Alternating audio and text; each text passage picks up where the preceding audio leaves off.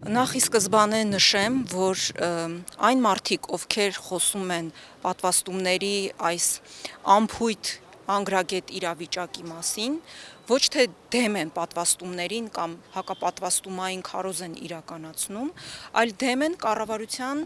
կացնային քաղաքականության եւ պարտադրանքի մեթոդներին, որովհետեւ իրականում իրենք իրենց որոշումներով ոչ թե քաղաքացուն տալիս են այլընտրանք պատվաստվել կամ 14 օրը մեկ ՊՇՌ տեստ հանձնել, այլ տալիս են այլընտրանքի բացակայություն եւ պատվաստման հարկադրանք, այսինքն ի վերջո այնպիսի իրավիճակ են ստեղծում, որ աշխատող քաղաքացիները գլխացավանքից ազատվելու համար, այսպես հոգուն վրա հասնելով պարզապես գնան եւ պատվաստվեն, Աստված գիտե ինչի գնով։ ինչ հետևանքներ է առաջացնելու այդ պատվաստումը, ինչ ցուցումներ ունի, ինչ հակացուցումներ ունի, իրենք քաղաքացուն չեն ներկայացնում եւ այստեղ էլ արկա է իրենց թերի եւ անգրագետ աշխատանքը։ Եվ թե ինչ նպատակ է հետապնդում ընդհանրապես այս պատվաստման պարտադրումը, դա էլ հետագայի պարզելու բան է։ Տպավորությունը առնվազն այնպիսին է, որ իրենք ինչ որ պարտավորություններ են ստանձնել կամ ինչ որ ֆինանսական հոսքեր են ստացել միջազգային կառույցներից եւ ահա ինչ որ որոշակի ժամանակ լրանալը միջև պետք է այդ պատվաստումների քանակը ապահովեն, բայց դա ես կրկնում եմ հետագայի պարզելիք հարց է։ Հիմա պարզապես հիմա այս իրավիճակի այս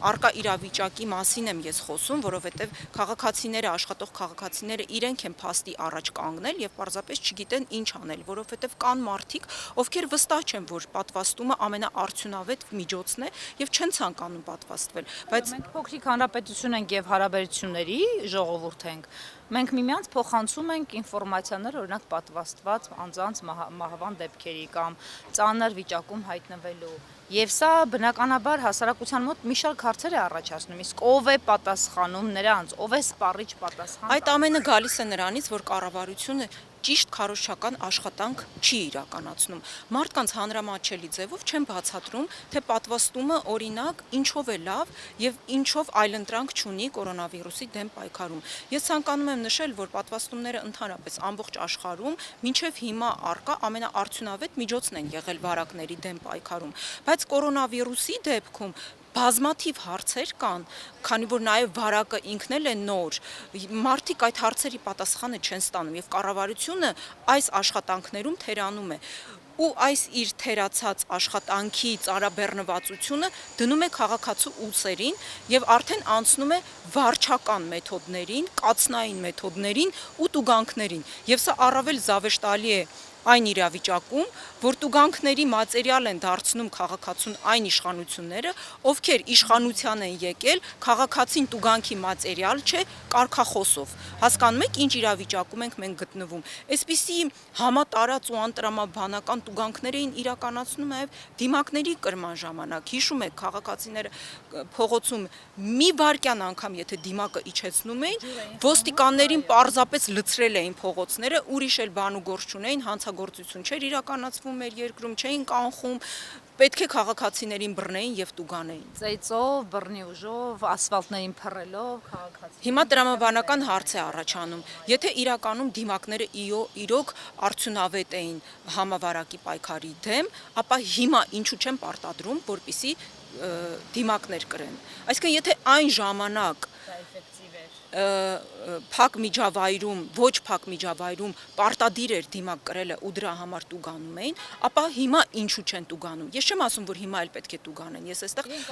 հարցերի հակասությունն եմ առողջապահության միջազգային կազմակերպության ռեկոմենդացիաներով են պայմանավորված մեր գործողությունները։ Թեև շատ երկրների դեպքում մենք բավականին լուրջ տարբերություններ ենք նկատում իշխանության կողմից վարվող քաղաքական։ Եթե իրենք միջազգային կառույցների կարծիքները այդպես հաշվի են առնում, ապա ես էլ իրենց հորդորում եմ հաշվի առնեն ԵԽԽՎ-ի կարծիքը, ով հենց վերջերս որոշում կայացրեց, բանաձև ընդունեց, որ պատվաստումը չի կարող լինել մարդու կամքին հակառակ հարկադրանքի միջոց։ Հետևաբար իրենք իրենց որոշումներով չպետք է հարկադրեն քաղաքացիներին, որպեսզի իրենք գնան եւ պատվաստվեն։ Հիմա ես որպես թույլատնելու ձեր առաջարկը ո՞րն էր։ Ես նախ առաջարկում ձգտում եմ, որպեսզի այս ՊՇՌ տեստերը պետությունը այդ ֆինանսական բեռը վերցնի իր վրա, որովհետև իրականում համարժեք այլընտրանքային միջոցներ չեն անվճար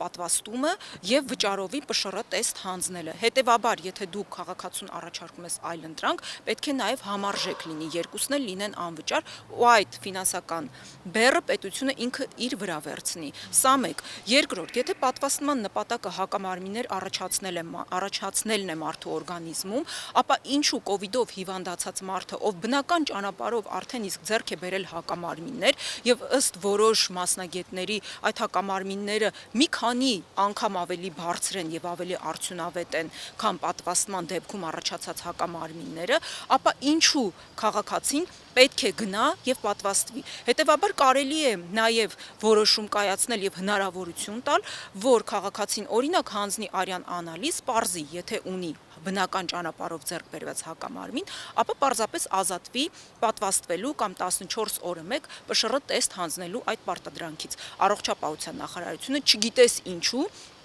այս տարբերակը բացառում է։ Իդեպ ուզում եմ նաեւ շեշտել, որ ուզում եմ նաև շեշտել, որ նույն այս արյան անալիզի, այս ֆինանսական բեռն էլ պետությունը պետք է իր վրա վերցնի, եւ համարժեք, միջոցներ, այլընտրանքային միջոցներ լինեն։ Ինչու է մերժում, ըստ պաշտոնական բացատրության առողջապահության նախարարի, ասում է, որ այդ հակամարմինները դեռևս ապացուցված չեն, թե որքանով բարձր արդյունավետություն ունեն եւ որքան ժամանակ են պահպանվում հակամարմինները, բայց նույն տրամաբանությունը գործում է նաև պատվաստումների դեպքում եւ առավել ցածր արդյունավետությամբ, այո, հետեւաբար ինչու եք դուք քաղաքացուն պարտադրում, որպեսզի նա պատվաստվի, բայց հակամարմինների անալիզ հանձնելու տարբերակը պարզապես բացառում եք։ Հարցի մյուս կողմը կա նաև, եթե դու քաղաքացուն պարտադրանքի միջոցով ուզում ես ստիպել, որպեսզի նա գնա պատվաստի, մարդու մոտ բնական հակակրանք է առաջանում պատվաստումների նկատմամբ։ Այստեղ նաև կա երկրորդ մասը, որ իրենք տեսնում են, որ այս որոշման մեջ կան բացառություններ, օրինակ հանրապետության նախագահը, վարչապետը, падգամավորները, դատավորները, ինչ որ համայնքային ներկայացուցիչները, ղեկավար կազմի, իրենք ազատված են պատվաստվելու կամ ՊՇՌ տեստ հանձնելու պարտադրանքից։ Թույլ կտաք ցիտեմ նախարարի, առողջապահության նախարարության Զավեշտալի, այո, խնդրեմ։ Այո, հենց նոր հավանաբար ձեզ նաև արձագանքելով այս պանելային քննարկման առողջապահության նախարարությունը բավականին զավեշտալի մեկնաբանություն է տարածել։ Օրինակ այն, թե ինչու եք դուք տարբերվում, դուք падգամավորներդ վարչապետը եւ ասենք ՄԻՊ-ը եւ նախարարները ինչով են տարբերվում մնացած մահկանացուներից եւ ինչու ձեզ չի կարելի, ինչու եք դուք արտոնված, մենք ոչ։ Ասում է, որ դուք օրինակ ազգային ժողով падգամավորներին ընտրում է ժողովուրդը եւ այդ ընտրված մարմնից ձևավորվում է կառավարությունը, այնպես որ նախագահին եւս ընտրվում են այդ ճանապարհով եւ նրանք ունեն սահմանադրությամբ նախատեսված սահմանափակ հիմքերով ժամկետներ, այսինքն պաշտոնավարման ժամկետներ, ու քանի որ վերադաշ չունի նաեւ վարչապետը, հետևաբար նրան, այսինքն որը վերջինիս կազատի կամ կնշանակի այդ պաշտոնին եւ այդպես շարունակ։ Միայն այն պատճառով, որ վերադաշ չկա վարչապետին նրա նշանակող կամ ազատող, այսինքն իբր ժողովուրդն է ընտրել, այս պատճառով այդ մարդիկ պարտավոր չեն։ Եվ հետևաբար իրենք կարող են չհանձնել ամեն շաբաթ ՊՇՌ տեստ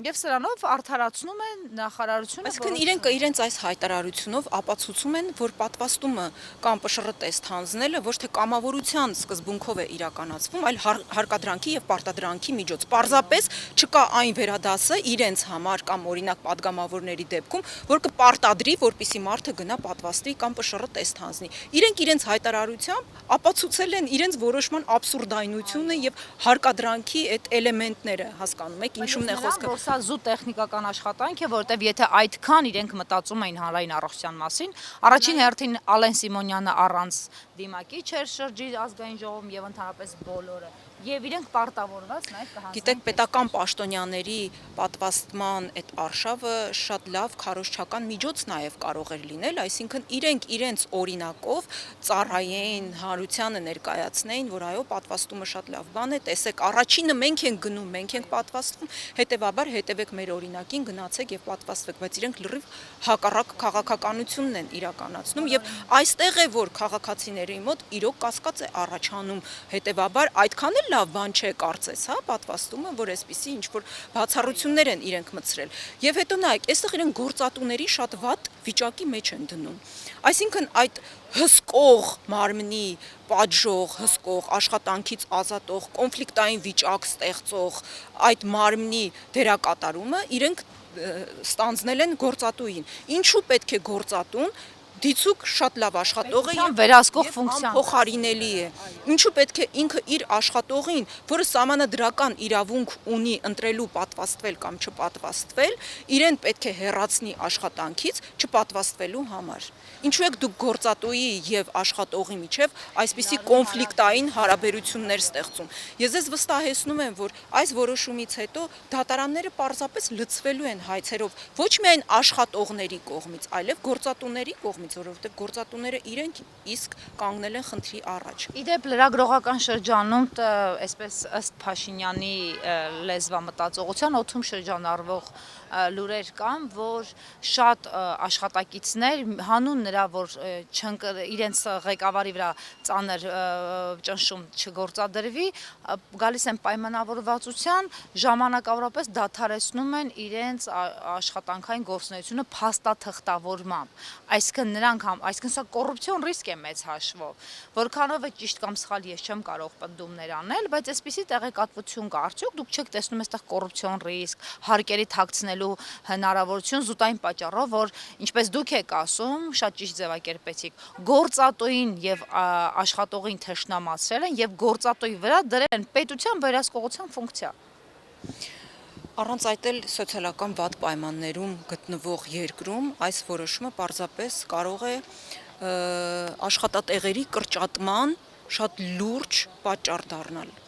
Իրենք որոշում են կայացրել, հետևանքների մասին չեն մտածել նաև կոռուպցիոն ռիսկերի մասին։ Հիմա մենք տեսնում ենք, որ ոստիկանությունն է, դատախազությունն է, իրավապահ մարմիններն են, այսպես շատ հուժկու հայտարարություններ են տարածում, որ մենք գնացել ենք, ինչ որ բուժքույրերի ենք գտել, բռնել, ձերբակալել, որոնք կեղծ պատվաստման սերտիֆիկատներ են վաճառել, հպարտանալու առիթը ոչ թե պետք է լիներ դա, որ իրենք գտել են, հայտնաբերել են եւ կալանավորել են, այլ կանխելը այսպիսի դեպքերը։ Եթե դու որոշում ես կայացնում, դու ռիսկերն էլ պետք է հաշվարկած լինես։ Իրենք չեն հաշվարկել։ Այն բանից հետո, երբ Փաշինյանը հրապարակային հանձնարարեց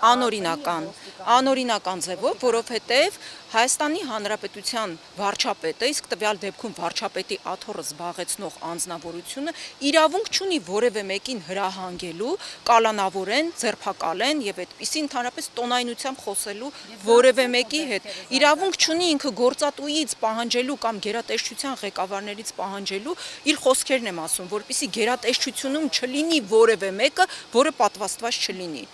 Որովհետև այնտեղ կարող են լինել մարդիկ, անկախ նրանից, որ սահմանադրությամբ իրավունք ունեն ընտրելու պատվաստվեն թե չպատվաստվեն, կան մարդիկ, ովքեր ունեն հակացություններ։ Ինչ եք անում դուք այդ մարդկանց դեպքում։ Այսինքն տանում եք ակնհայտ մահվան կամ որոշում եք ուզում կայացնել, առողջապահության նախարարությունը հայտարարում է, որ քննարկում է այդպիսի որոշում, որ այն մարդիկ, ովքեր պատվաստված չեն եւ հիվանդացել են կոവിഡ്ով, նրանց բուժումը պետք է լինի վճարովի։ Գինն էլ մոտավորապես 800,000-ից մինչև 1 միլիոնի, նայած բարդության աստիճանին, գուցե նաև 1 միլիոնից էլ անցնի։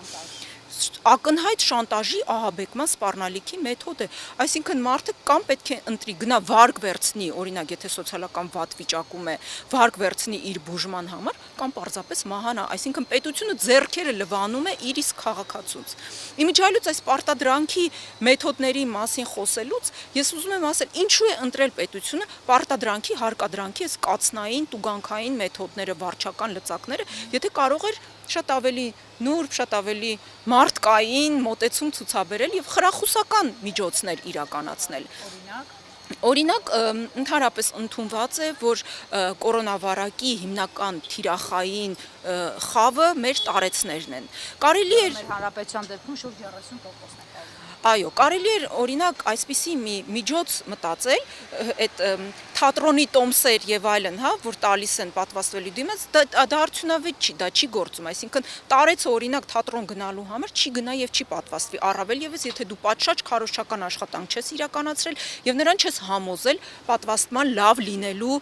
մասին։ Կարելի էր Կարելի էր օրինակ թոշակառուներին խրախուսել դրամական միջոցներով, մանավանդ մենք գիտենք, որ մեր թոշակառուների հիմնական մասը, մեծ մասը սոցիալական վատ վիճակում են։ Օրինակ նրանց կարելի էր առաջարկել պատվաստվելու դեպքում միանվագ 10,000 դրամ վճարել։ Չէի կաղմկի եւ չէի ասել որ կաշառում են հոգեվոր սուբստանտներ զբաղվում։ Գիտեք, սա այն դեպքն է, որ եթե իրոք պատվաստումը արդյունավետ միջոց է մարդկանց կյանքեր փրկելու համար, ապա այո, շատ ավելի նախընտրելի է նման խրախուսական միջոցը, քան պարտադրանքը եւ կացնային միջոցները։ Եվ հետո մենք նաեւ չպետք է մոռանանք, որ նույն Նիկոլ Փաշինյանը իր ընդդիմադիր եղած տարիներին առաջարկում էր կաշառք չվերցնել իշխանություններից եւ իրենց ընտրելու դեպքում, այսինքն կոնկրետ ընդդիմությանը ընտրելու դեպքում եւ ընտրվելու դեպքում ինքը խոստանում էր պետական բյուջեից քաղաքացիներին գումարներ բաժանել։ Հետևաբար իրենք այստեղ որևէ խոսելու բան չունեն եւ եթե հիմա արդեն եկել է իրենց առաջարկը, իրենք արդեն իշխանության են գործնականում իրականացնելու։ Թող իրականացնեն լավ նպատակով մեր թոշակառուներին օգնելու եւ նրանց սոցիալական վիճակը ինչ որ ձևով բարելավելու, նաեւ խրախուսելու։ Թող իրենք արդեն գործնականում ապացուցեն, որ սիրում են քաղաքացիներին, խոնարհվում են նրանց առաջ, հպարտանում են քաղաքացիներով, ոչ թե դրանք պարզապես զուտ խոսքեր են։ Իսկ դուք որպես падգամավոր այս առաջարկը լուրջ փաթեթավորմամբ պատրաստվում եք առաջիկայում ներկայացնել խորհրդարանը։ Սա մի առաջարկ է, որը օրենսդրական կարգավորում չի պահանջում։ Հետո գիտեք, մենք արդեն հասկացել ենք, որ այս իշխանությունների մտքին, եթե որևէ բան լինում է, իրենք չեն նայում, օրենք կա, չկա, սահմանադրություն գոյություն ունի, չունի։ Եթե իրենց պետք է, իրենք իրականացնում են, այսինքն եթե իրենց մտքին տեղը լինի, իրենք մի նախարարի մի սովորական որոշմամբ դա կարող են կյանքի կոչել։ Պարզապես ցանկությունը պետք է լինի։